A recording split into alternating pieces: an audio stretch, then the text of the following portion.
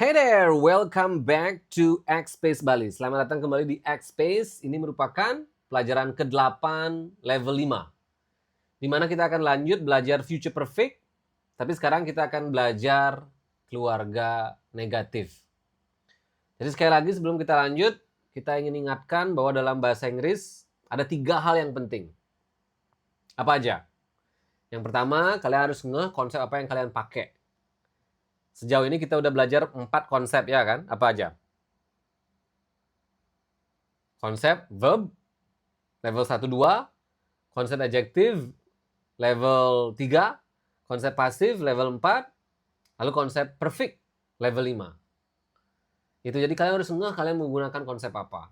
Lalu yang kedua, kalian harus ngeh waktu yang kalian pakai, apakah present, past, future. Lalu yang terakhir, kalian harus ngeh jenis kalimat apa yang kalian buat.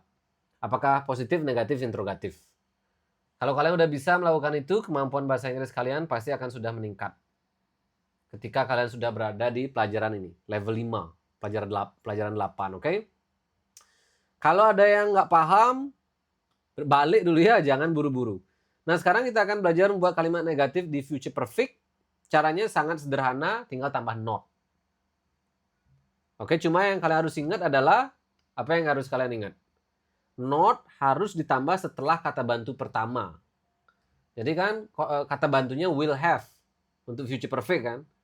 Jadi ini sama kasusnya kayak will be di keluarga adjektif dan pasif.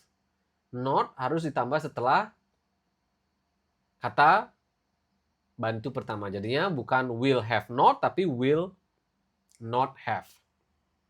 Atau disingkat will not disingkat menjadi won't. Kita udah pernah bahas ini kan. Will not disingkat menjadi won't. Jadinya won't have verb 3. Lalu ingat, future perfect spesial kan, harus ada kelanjutannya yaitu when. Lalu keluarga present.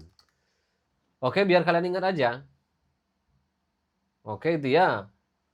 Contoh kalimatnya, I won't have eaten rice before I go to school tomorrow. Aku akan belum. Ingat, di keluarga perfect, not tidak ditranslate menjadi tidak. Tapi ditranslate menjadi belum. Oke, kita udah sering bahas itu. Jadi, I won't have eaten rice before I go to school tomorrow. Aku akan belum makan nasi sebelum aku pergi ke sekolah besok. Cuma kita udah bahas juga ini bahwa tentu kalian bisa menggunakan before, tapi yang lebih sering adalah menggunakan when.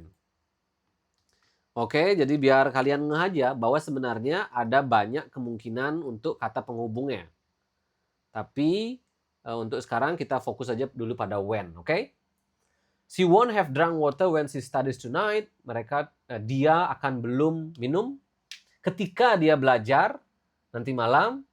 We won't have watched TV when we sleep tomorrow. Kita akan belum nonton TV ketika kita tidur besok. Mereka akan belum, they won't have bought food when they eat tomorrow. Mereka akan belum beli makanan ketika mereka makan besok. Sekali lagi kita udah bahas ini di pelajaran sebelumnya bahwa konsep yang seperti ini agak aneh di telinga orang Indonesia karena kita jarang ngomong kayak gini. Mungkin nggak pernah, aneh. Tapi sekali lagi, hal ini lumrah. Ada hal-hal yang aneh dalam bahasa Indonesia, tapi tidak aneh dalam bahasa Inggris. Ada juga hal-hal aneh dalam bahasa Inggris, tapi tidak aneh dalam bahasa Indonesia. Semakin dalam kalian mempelajari sebuah bahasa asing, pasti kalian akan menemukan hal-hal seperti itu. Jadi itu normal. Yang penting kalian ngeh, karena memang konsep ini lumayan sering digunakan di soal, ujian. Dan juga kalau kalian bisa menggunakan konsep ini, kemampuan dan nilai atau skor kalian untuk writing dan speaking ketika ujian juga akan semakin tinggi ya. Jadi pelajari aja.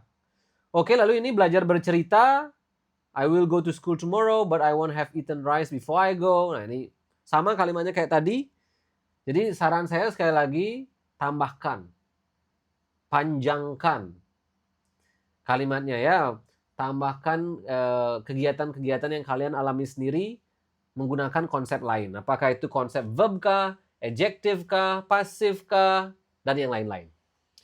Oke, lalu untuk bisa jawab enggak, ini tentu kalian udah bisa jawab. Saya tidak akan sudah makan nasi. Oke, dia tidak akan sudah, kami tidak akan. Jadi aneh emang dalam bahasa Indonesia. Tapi ya coba aja. Kuasai. Oke? Sebelum lanjut. Jadi sekali lagi kalian bisa menggunakan sebelum, kalian juga bisa menggunakan ketika.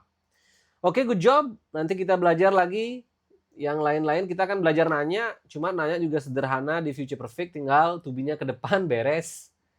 Ya kan, jadi harusnya pelajaran 9 juga nggak akan susah buat kalian. Jadi semangat belajar. Oke, kalau ada pertanyaan komen di bawah. Kalau kalian pengen belajar lebih cepat, kalian bisa ikut kelas privat kami, kelas intensif di Xpace Bali. DM aja kami di Instagram @xpacebali, oke? Ya, kita juga ada jasa penerjemahan tersumpah, simulasi IELTS, TOEFL, whatever you need. Semoga berguna kelasnya dan sampai jumpa di pelajaran 9, oke? Bye-bye.